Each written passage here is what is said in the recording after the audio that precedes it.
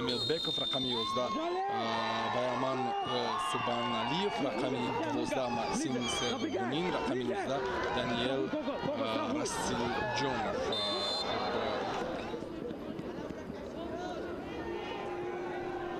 талоши футболбозони тими мунтахаби Қирғизистон ва зарбаи бисёр ҳам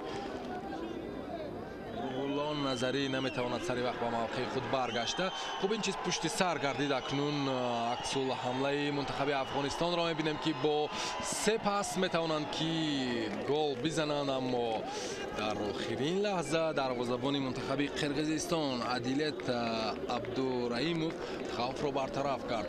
боз ҳам дар аксул ҳамла инҷо ҳаракати бозингарони афғонро таъриф мекунем. меён ки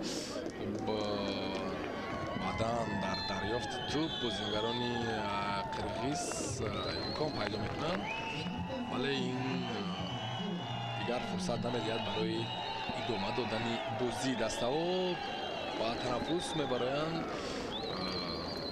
даставо моро аз гол маҳрум нахоҳанд кард.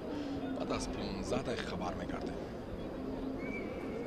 سیوی دروازه‌بانی منتخب قرقیزستان عدیلت عبدالرحیموف، ولی تیم منتخبی قرار نگرفتن است که این مشکلی را آنها میتوانند رفع کنند اگر همیشه در حمله باشند. ولی ببینید که منتخب افغانستان میتواند همین گونه گل به نهایت زیبا را به هدف برساند. این از جانب حکیم خان نیازی بازیگر تحت رقم 8 با اصول بسیار هم زیبا دروازه تیم منتخب قرقیزستان عدیلت عبدالرحیموف را رخنه میکند. توپ نخست به تیر دروازه برخورد و آنجا شاید الکه گل بود، ولی بعدا برخورده پورا خطی دروازه را عبور میکند.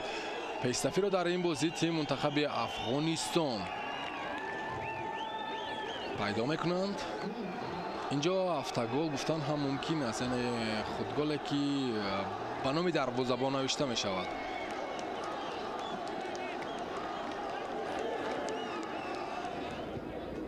در خط حمایه بودند و نتوانستند که از فشار سر بیرون آورند. حالا امکانات خوب است برای تیم منتخب قرقیزستان. ضربه یکمش برگردانده شد. در ادامه با گل خاتمه می‌یابد.